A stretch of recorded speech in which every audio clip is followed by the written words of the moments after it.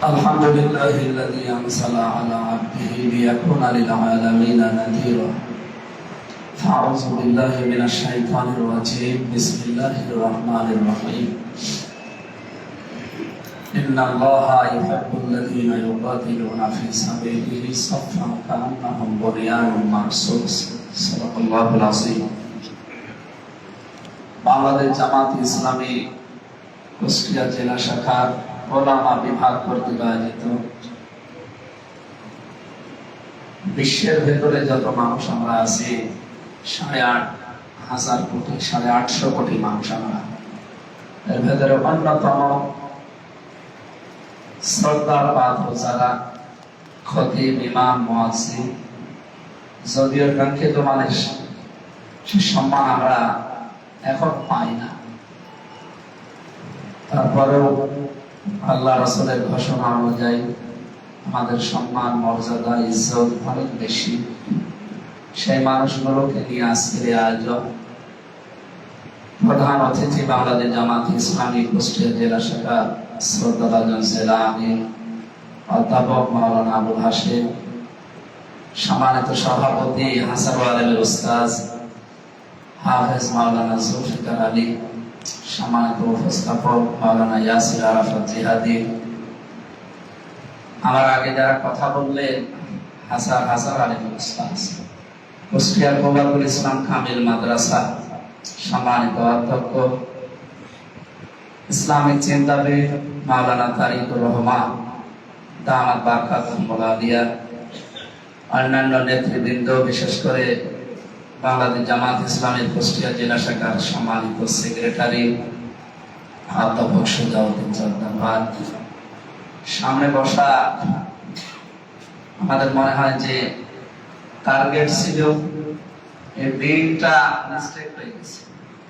তো ঈদের সময় তো কুষ্টিয়া সদর এবং এই শহর এলাকার ভেতরে যারা ইমামতি করেন, যারা খতিব, বিশেষ করে খতিব গুলো সব হয় কলেজ অথবা বিশ্ববিদ্যালয় অথবা কোনো মাদ্রাসায় তারা লেখাপড়া করছে।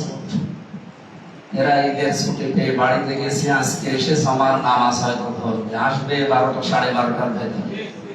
সেই হিসাবে মানুষের সংখ্যা কমে গেছে, একদম 926 জন হওয়ার কথা ছিল, সেখানে 400-500, তারপরও 400-500 হয়ে গেছে, 400 তো হবে। পরাপরি হলে আমার মনে হয় 600 হয়, এখানে 350-400 হবে। দিনটা আপনারা আগে থেকে যদি চিন্তা ভাবনা করে দিতেন রবিবারে বা সোমবারে, তাহলে আমার মনে হয় ভালো হতো।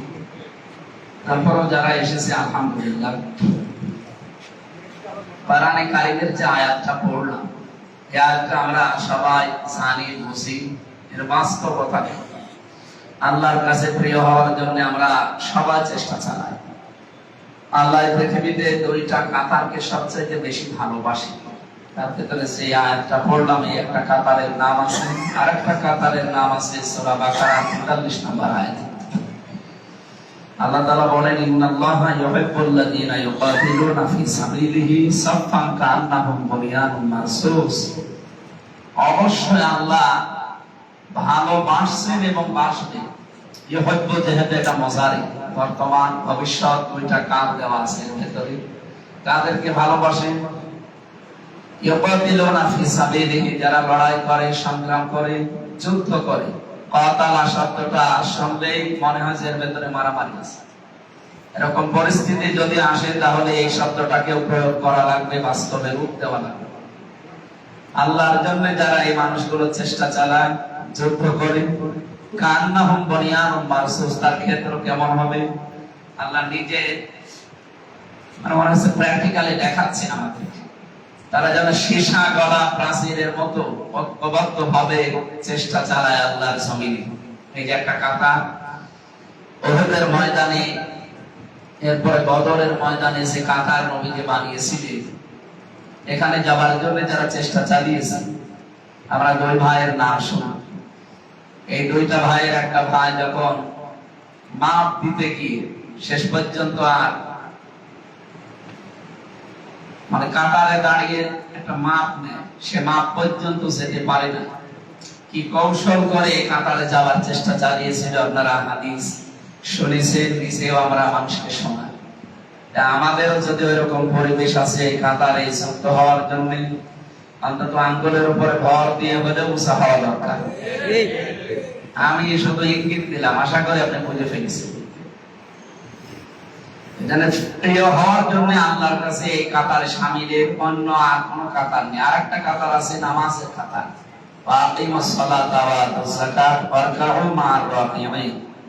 এখানে আর একটা কাতার দেওয়া লাগে, সেটা হচ্ছে নামাজের কাতার। এই দুইটা কাতার আল্লাহর কাছে সবচাইতে পছন্দনীয় এবং প্রিয়, আল্লাহ ভালোবাসেন সবচাইতে বেশি। আপনারা যে উদ্দেশ্যে এখানে এসেছেন আপনারা জানেন, আপনাদেরকে কেন এখানে ডাক দিয়েছে ওলামা বিভাগ।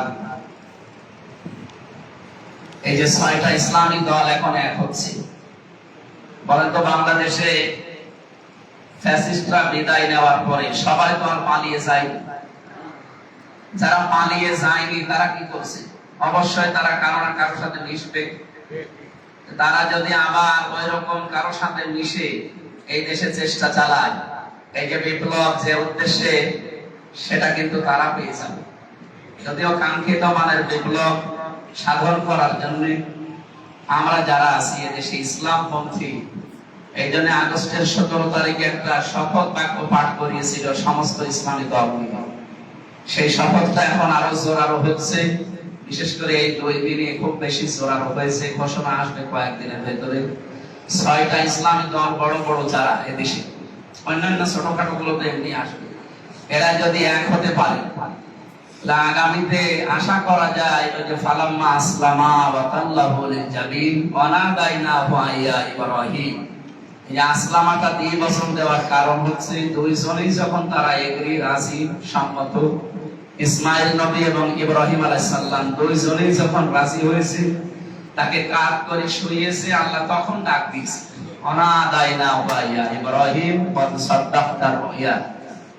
আমাদের এই দেশে আমরা যারা ইসলামপন্থী আছি, আমরা যদি সত্যি ইব্রাহিম আলাইহিস সালামের ভূমিকা এখন আসতে পারি, আমাদের অধীনস্থ যতটুকু সার ক্ষেত্র আছে তারা যদি ইসমাইলের ভূমিকায় আসতে পারে, আল্লাহ তখন ডাক দেবেন, যা এখন তোমাদের হাতে কিছু দেওয়ার মতো সেই পরিবেশ তৈরি হয়েছে, এখন আমি তোমাদেরকে ডাক দিলাম। কদ সাদ্দাকতা রুইয়া ইন্না কাযালিকা নাজজিল মুহসিনিন। অবশ্যই তোমাদেরকে স্বপ্ন যেটা দেখানো হয়েছিল সেটা বাস্তবে রূপ দিয়েছে। আমাদের স্বপ্ন কি? এই দেশে কোরআনে কারীম যেন চলে বাস্তবে, এটা আমাদের দেখার স্বপ্ন বহুদিনের। ৫৪ বছর দেখতেছি, এখনো কায়েম করতে পারিনি। এবার একটা সুযোগ আল্লাহ মনে হচ্ছে তৈরি করে দিয়েছে, কারণ জালেম যারা এই মানুষগুলো তো পালিয়েছে, এমনকি যারা তাদের সাপোর্টার ছিল তারা এখন নিশ্চয় কথা বলতে পারে না, সে পরিবেশ তাদের অনুকূলে নেই। ডক্টর মোহাম্মদ ইউনূস যাওয়ার পরে কি অবস্থা হয়েছে কালকে থেকে আপনারা অনেকে দেখতে পাচ্ছেন। এজন্য বাস্তবতা আমার মনে হচ্ছে এবার আল্লাহ ইসলামপন্থীদের হাতে তুলে দেবে। আমরা যদি সেই জায়গাটায় অন্তত নিজেদেরকে দাঁড় করাতে না পারি, কান কি লাতার কাবন্না তবাকানান তবাক, যেখানে আছেন এখানে পড়ে থাকলে হবে না, উপরে ওঠা লাগবে। এই উপরে ওঠার জন্য যে ব্যবস্থাগুলো সামনে আসতেছে, কোথায় সেই এপ্রিলের প্রথম সপ্তাহে টার্গেট দিয়েছিল, এখন শুনছি যে ডিসেম্বরে। যদি হয়ে যায়, যখনই হোক আমাদের অসুবিধা নেই, হোক। আমরা ইসলামপন্থী যারা এই ৬টা দল মিলে আছি, এরা যদি সত্যি ইখলাসের সাথে এগিয়ে যেতে পারি, আল্লাহ আশা করছি আমাদেরকে কাঙ্ক্ষিত মানের স্থানে পৌঁছিয়ে দেবেন ইনশাআল্লাহ। আমি একজন ব্যক্তি, আমাকে সংগঠন দাঁড় করিয়েছে, এই জায়গায় যদি আসন ভাগাভাগি হওয়ার পরে যে ৬টা ইসলামী দল সহ আরো যারা আছে, তারা যদি অন্য কাউকে এখানে দেয়, আমি অধ্যাপক ফরহাদ স্যারের পেছনে যেভাবে ছিলাম সেইভাবেই আমি কাজ করব। লিকাইলা তাসাও আলা মা ফাতাকুম ওয়া তাফরাহু বিমা আতাকুম। কিছু পেয়ে একেবারে আনন্দ উল্লাসিত হয়েছেও না, আবার কিছু হারিয়ে গেলে বিমর্ষ হয় না। যে আমি এমপি পদপ্রার্থী, আমার কাছে কোনো আনন্দও নেই, কোনো দুঃখ, কারণ আমি তো কোনদিন চায়না মেরে খাবো এরকম বিশ্বাস আপনাদের আছে? আরো আল্লাহ অন্তত আমাকে যা দিয়েছে এটা ছিল। আর আমাদের জামাতের ঘোষণা ছিল কি, এদেশে জামাত ইসলাম থেকে কেউ যদি এমপি হয় ৫ বছর পরে তার একটা টাকাও বাড়বে না, আরো যা আছে তুলে যাবে। সেই হিসাবে এই দায়িত্ব ঘাড়ে দিয়ে আমার মনে হয় দুনিয়া হিসাবে আমার লাভ হয়। কারণ আমার যেভাবে আসতেছিল, এরপরে আকিজ গ্রুপে ছিলাম, ওরা তো এ দেশের 3 নাম্বার ধনী সব থেকে অন্তত এখন। আর আমি ইসলামী অর্থনীতি যতটুকু বুঝি বাংলাদেশ সম্পর্কে, যত টাকা বাজেট হয় কিচ্ছু করা লাগবে না, শুধু এই বাজেট গুলো যদি পৌঁছিয়ে দেওয়া যায় স্বচ্ছভাবে ভেসে যাবে। এত কোটি কোটি হাজার হাজার কোটি টাকা বাজেট হয় একটা এমপির আন্ডারে আসে, টাকাগুলো তো জায়গা মতো চাই না। আর আমার পদে আপনাদের বিশ্বাস যদি আমি ওই জায়গায় যেতে পারি, যেহেতু চাইরা মেরে খাবো না, যা আসে সবই যদি আমি দিতে পারি। আর আমার আসল টার্গেট কিন্তু থাকবে হয় খতিব, ইমাম, মুয়াজ্জিনেরা, এরপরে তো অন্য যারা সমাজের অন্যান্য দায়িত্বে আছে তারা। এখানে ইসলামী বিশ্ববিদ্যালয় কুষ্টিয়া প্রায় 50 জন স্যার কংগ্রাচুলেশন জানিয়েছেন, যদিও সার্থকতা তাদের নিজেদের। তাদের উদ্দেশ্য যে আমাদের ছাত্র যদি আসে, আমাদের আর আমি কয়েকজন স্যারকে বলেছি যে আপনারা এক ক্লাস ঠিক করে, আমি যদি আসতে পারি তো ইসলামী বিশ্ববিদ্যালয় সহ এই সদর আর ইবিতে যতগুলো ইমাম, মুয়াজ্জিন, খতিব আছে এগুলো হবে আমার দায়িত্ব, আর বাকি যা আছে সব হবে আমার বাঞ্ছ। সুতরাং 2টা ছবি দামি, আপনাদেরকে ওভাবে না বললেও আমি ছাত্র হিসাবে যেহেতু ওখান থেকে বের হয়েছি, আমার মন তো ওদিকে থাকবে। আর আমাদের উচিত হবে এখন এই জায়গাগুলো যদি এখন হারিয়ে ফেলি, এবার তো এসেছে 15 বছর পর, আমার মনে হয় এখন 55 বছর পর আর আসা সম্ভব। এই জন্য এই জায়গাগুলো যে যেখানে আছে, অনেকের ভয় আসতে পারে যে না আমার মসজিদের সভাপতি অন্য বামপন্থী বা এমন কিছু লোক আছে, কিছু বলতে গেলে যদি 2 মাস পরে আমি হারিয়ে যাই। এই বিশ্বাস নিয়ে যদি থাকা যায় যে রিজিকের মালিক আল্লাহ, উনি তো রাজ্জাক নাম নিয়েছেন, আপনার এর চাইতে আরো উত্তম কোন রিজিকের ব্যবস্থা আল্লাহ করে দেবেন।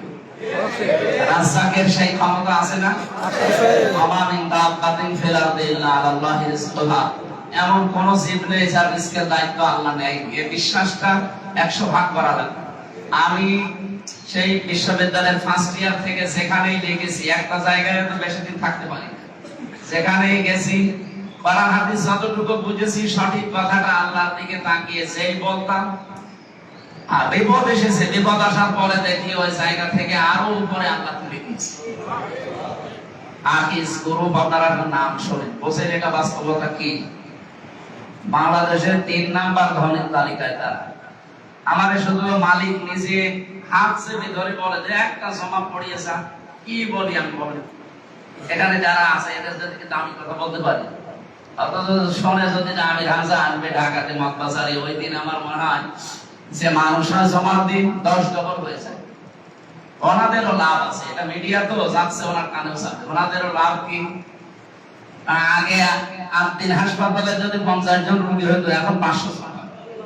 কারণ এমন এমন জায়গা থেকে আসে যারা ওই বয়ান শুনতে এসে তাদের আত্মীয় স্বজন কেউ পাঠিয়ে দেয়, ওদের ওইদিকে লাভ হয়।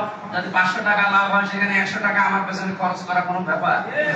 এই জন্য এক সময় ওরা 1 লাখ করে টাকা দেয়। যদি আমি যাই না, এখন আমি সময় নেই, আমার প্রতিদিন অনুষ্ঠান বাইরে বাইরে, সেই হিসাবে ইয়া আইয়ুহার রাসূল বাল্লিগ মা উনজিলা ইলাইকা মির রাব্বিক ওয়া ইল্লাম তাফআল ফামা বাল্লাগতা রিসালাতা পর্যন্ত আপনাদের আল্লাহু ইয়াসিমুকা মিনান নাস।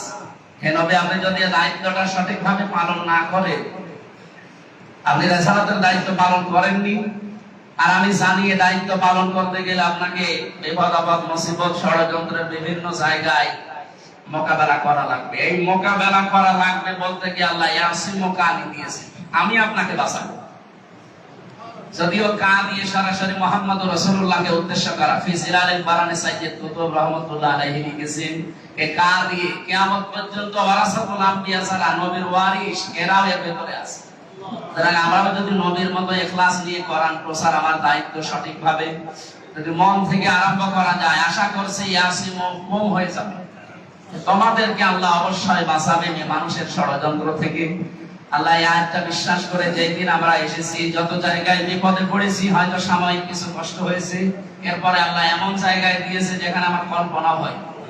3 বছর জেলে থাকা কালীন, এমনকি রিমান্ডে ওরা আমার মাথার চুল থেকে পায়ের তালু পর্যন্ত এমন পিটানো পিটিয়েছিল, একটা ইঞ্চি জায়গাও বাকি রাখে। এই অত্যাচারে খেয়ে না খেয়ে 3টা বছর বিচ্ছিন্ন ছিলাম যোগাযোগ। অন্য সব মানুষকে 10,000 মানুষ আমরা সবাইকে ওরা যোগাযোগ করার জন্য 7 দিন পরে পরে সরকারি টেলিফোন দিত 10 মিনিট 10 টাকা খরচ করলে কথা বলা যায়। কিন্তু 3 বছরে আমারে একদিনও দেয়নি, আমারে আর মামুনুল হক একদিনও দেয়নি। এরপরে 24 ঘন্টা সিসি ক্যামেরা দিয়ে আমাদের সাথে কেউ যেন কথা না কড়াকড়ি করতো, কেন একেবারে যিনি পালিয়েছে ওনার নির্দেশ যে এই দুইজনকে খুব বেশি টর্চারে রাখা, কষ্ট যা দিয়েছে সেই কষ্টের ফল আল্লাহ এমন জায়গায় পৌঁছিয়ে দিয়েছে। বের হওয়ার পর থেকে কোনোদিন ভাবি না যে আমি মেম্বারে দাঁড়াবো, ভেবেছি, কারণ এই লাইন তো আমাদের না। মানুষ তো প্রথমে মেম্বারে দাঁড়ায় ট্রাই করার জন্য, এরপরে চেয়ারম্যান, এরপরে ভাইস চেয়ারম্যান, এরপরে উপজেলা চেয়ারম্যান, এরপরে মেয়র, এরপরে এমপি, একবারে সব 6টা বাদ দিয়ে টাঙিয়ে দিয়েছে। এখানে আমরা সঠিকভাবে ক্লাসের সাথে কাজ করলে ইয়াসিমু কায় ইয়াসিমু হুম হয়ে যাবে ইনশাআল্লাহ। অবশ্যই আল্লাহ আমাদেরকে বাঁচাবেন, আমি আশা করব। যেহেতু এই বিশ্বাস করেন যে আমাদের দ্বারা 1 টাকার দুর্নীতি হবে না, সুতরাং ওইগুলো যদি আসে, এতদিন 54 বছরে আমরা পাইনি।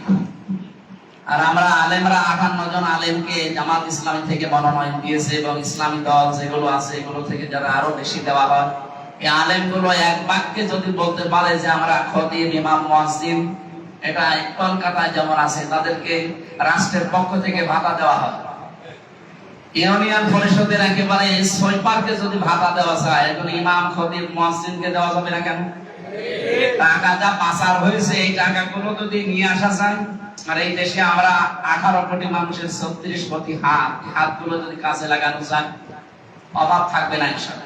আর আমরা গ্যারান্টি দিতে পারি এই টাকাগুলো শুধু নিয়ে এসে বিলিয়ে দিলে এই দেশের আমার যে এরিয়া এর ভেতরে 1 ইঞ্চি রাস্তা কাঁচা থাকবে। উন্নয়ন দেখে পরবর্তীতে মানুষ আমার মনে হয় আফসোস করে যে 54 বছরে ইসলাম কেন আসলো না। এই আফসোস আমরা সামনে তৈরি করতে চাই। আপনাদের আবেদন রাখলাম, আল্লাহ আমাদেরকে তৌফিক দিন। আমিন। তো সমাজ দিন তো এরপরে জেলা সাহেব কথা বলবেন। আমার অনুষ্ঠান আরো 3-4টা আছে, আমরা বিদায় নিচ্ছি। আসসালামু আলাইকুম। ধন্যবাদ আমাদের একান্ত প্রিয় ভাই বাংলাদেশ জামায়াত ইসলামী কুষ্টিয়া সদর 3 আসনের সম্মানিত